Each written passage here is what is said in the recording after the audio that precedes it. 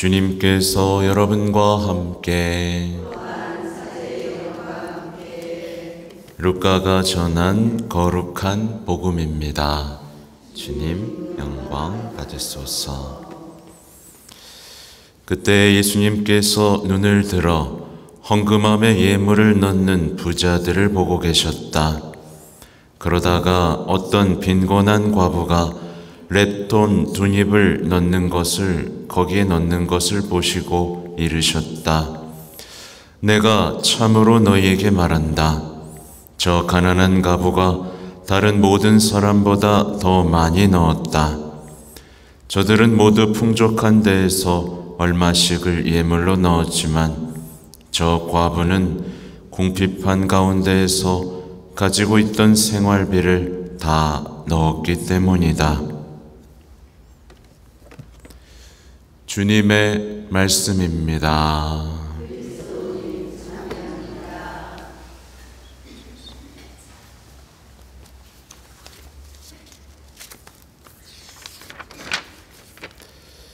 찬미 예수님, 네, 헌금들 많이 하고 계세요? 왜 웃어요? 교모금들 많이 내고 계십니까? 전주교인들은 그런 것도 있어요. 보니까 누가 많이 내면 그렇게 많이 내는 거 아니야. 왜 그래요? 왜 많이 내면 안 돼요? 아무튼 헌금은 대단히 중요합니다. 단순히 교회 재정 때문에 중요한 게 아니라 오늘 복음을 보면 어떻죠? 예수님이 보고 계시기 때문입니다. 만약에 헌금을 할 때마다 신부가 여기 앞에 딱 서 있으면 어떻게 될까요?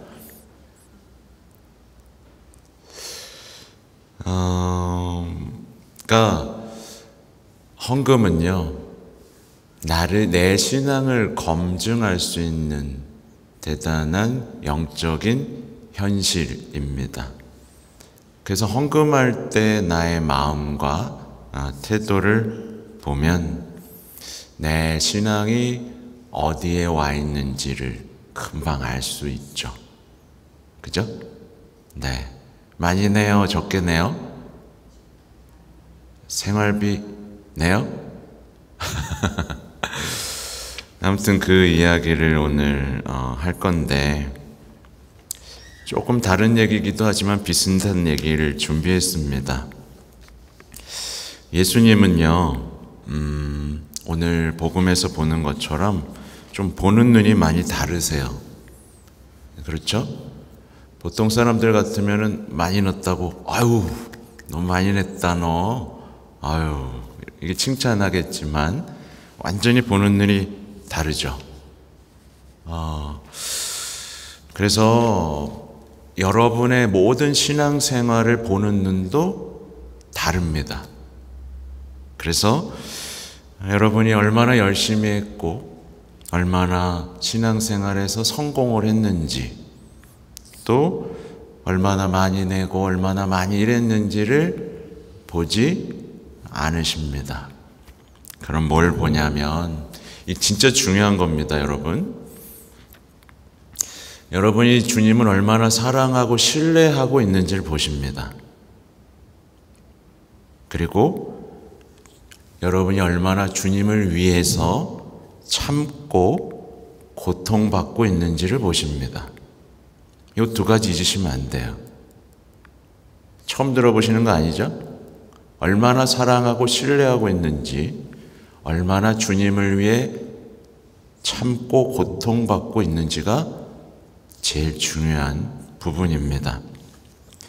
그래서 이것을 아는 사람하고 모르는 사람의 차이는 대단히 큽니다. 그래서 여러분, 맡겨진 일 있죠? 맡겨진 일이 잘 안 될 수도 있습니다. 그렇죠?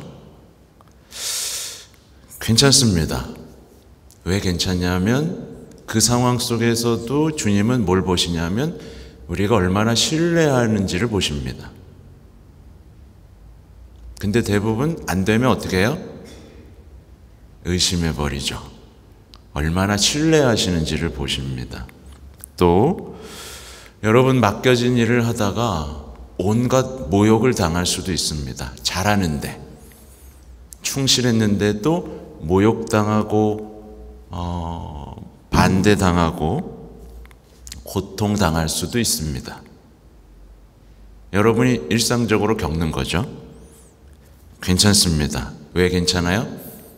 주님은 뭔가를 성공하는 것보다 우리가 주님을 위해서 얼마나 참고 견디는지를 보시니까요. 그래서 주님의 사업하고 세상의 사업과는 대단히 다릅니다. 그래서 지금 딱 역사를 보세요.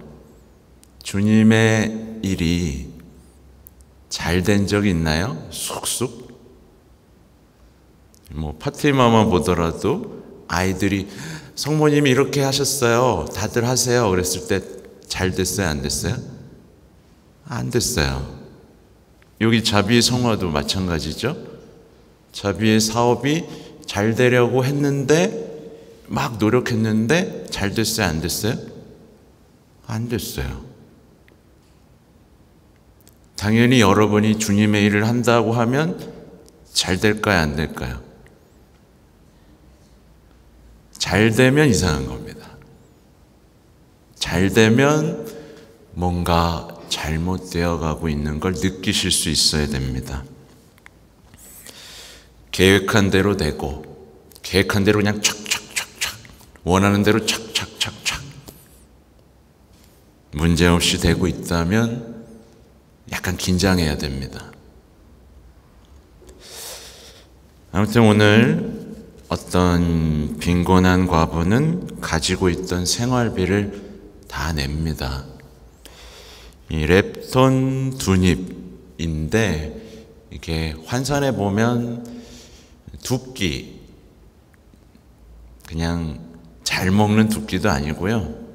제가 봤을 때는 그냥 배고픈 두 끼를 해결할 정도의 돈입니다. 이걸 다 넣었어요. 근데 주님 보시기엔 어땠어요? 다른 사람들보다 많이 넣습니다. 훨씬 값진 제물로 받아들이시는 거죠. 우리의 헌금도 이렇습니다.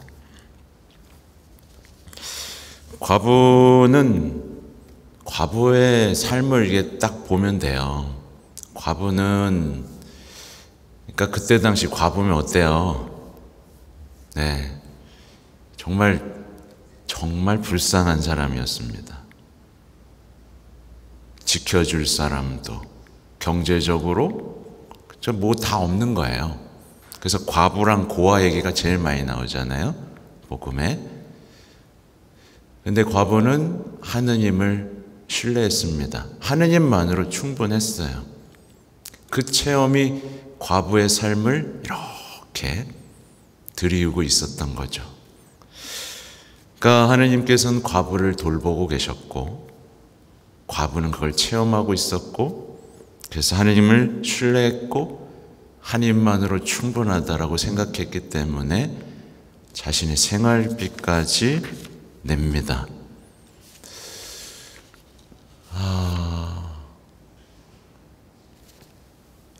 이 부분을 우리 좀 깊이 생각해 봐야 됩니다.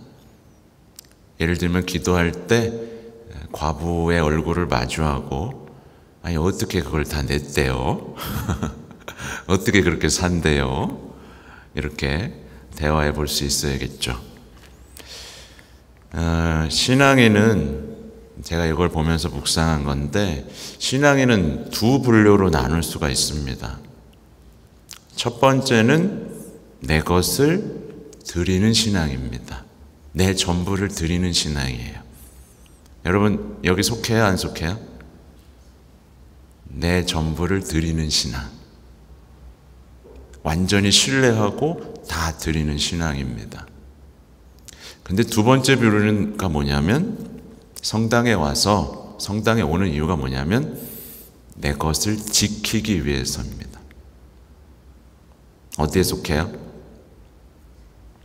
내 것을 지키기 위해서 와요? 아니면 내 것을 다 드리기 위해서 와요? 1번 내 것을 다 드린다. 2번 내 것을 지킨다. 1번, 2번. 큰일 났네. 이 차이가 대단히 큽니다. 아시겠지만 내 것을 지키기 위한 신앙은 언제든지 신앙을 바꿀 수 있어요. 네. 내 것을 드리는 신앙은 언제나 가장 값진 것을 드립니다.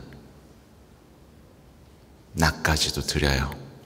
전부를 드리고 뭐라고 부탁해요? 전부가 되어달라고 말씀을 드립니다. 그렇게 됐을 때 이 사람은 정말 많은 것을 얻게 됩니다. 다짐하고 계획했던 건 다 안 돼요. 보통, 그죠? 다음부터 화 안 내야지. 다음부터 사랑해야지. 안 되거든요. 근데 다 받습니다. 그분이 나의 전부가 되어주시니까요. 거저 받습니다.